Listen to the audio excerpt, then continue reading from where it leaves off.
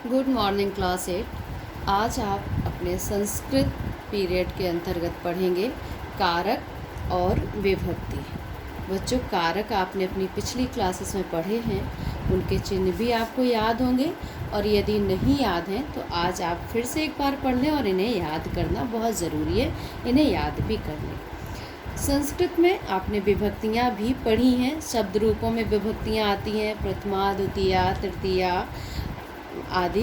तो आप उन्हीं को आज फिर से समझेंगे कि किस कर्ता के साथ कौन सी विभक्ति का प्रयोग किया जाता है। जैसे यहाँ पर है कर्ता कारक। संस्कृत में जो विभक्तियाँ हैं वो किस कर्ता के लिए प्रयुक्त होती हैं, आज हम आपको वो समझाएंगे। तो कारक कितने होते हैं? कर्ता, कर्म, करण, संप्रदान, अपादान, संबंध, अधिकरण, संबोधन। जिनमें संबंध को कारक नहीं मानते हैं कुछ विद्वान, और संबोधन तो कारक है ही नहीं। इस प्रकार से आज आप पढ़ेंगे विभक्तियों का कारकों में प्रयोग। कर्ता कारक जिसका चिन्ह है ने, उसके लिए किस विभक्ति का प्रयोग होता है? प्रथमा विभक्ति का। दूसरा कारक है कर्म कारक, उसका चिन्ह है को, और उसके लिए प्रयुक्त होता है द्वितीया विभक्ति। तीसरा कारण है करण कारक, जिसके चिन्ह है से और के द्वारा, इसके लिए हम प्रयुक्त करते हैं संस्कृत की विभक्ति तृतीया विभक्ति। चौथा कारक संप्रदान कारक, संप्रदान कारक का चिन्ह के लिए। इस संप्रदान कारक के लिए चतुर्थी विभक्ति का प्रयोग किया जाता है। और पांचवा कारक अपादान कारक, जिसका चिन्ह तो से है पर इसकी मीनिंग अलग होने पर, दूर होने पर, और उसके लिए हम प्रयुक्त करते हैं पंचमी विभक्ति का। अगला कारक है संबंध कारक। संबंध कारक को अधिकांश विद्वान कारक नहीं मानते हैं। क्यों नहीं मानते हैं? उसका कारण है क्योंकि संबंध कारक का क्रिया से सीधा संबंध नहीं होता है, इसलिए इसे कारकों की संज्ञा में नहीं माना गया।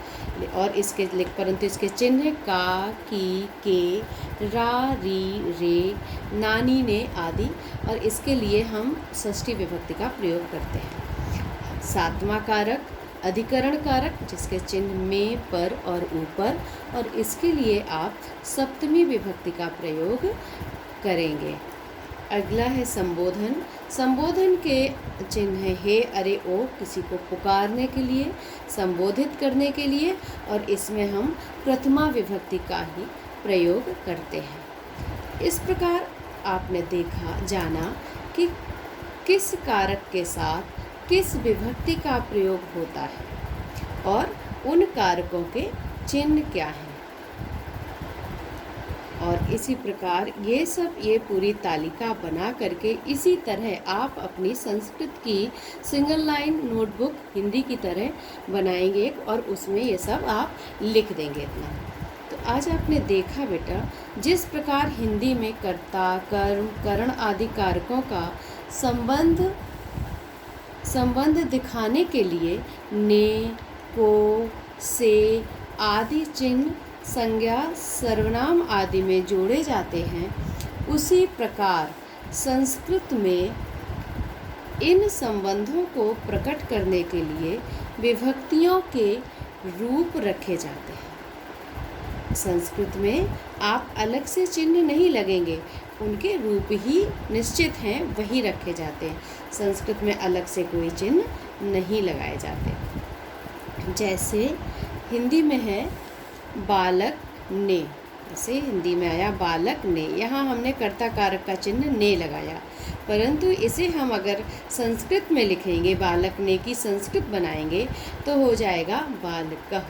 बालकः इसलिए हो जाएगा क्योंकि बालक को प्रथमा विभक्ति एक वचन का रूप है बालकः, इसलिए इसका बालकः से को पढ़कर हम लोग अर्थ लगा लेते हैं कि इसका मीनिंग है बालक ने।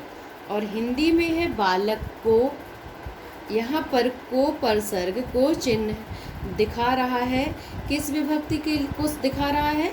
यहाँ पर देखिए आप कर्म कारक, कर्म कारक का चिन्ह है को, तो इसमें कौन सी विभक्ति लगेगी? द्वितीया। तो इसी तरह से यहाँ पर बालक को में संस्कृत बनेगी बालकम। बालक को मतलब यहाँ कितने बालक हैं? एक, तो एक वचन आया, इसीलिए द्वितीय विभक्ति का एक वचन रूप है बालकम।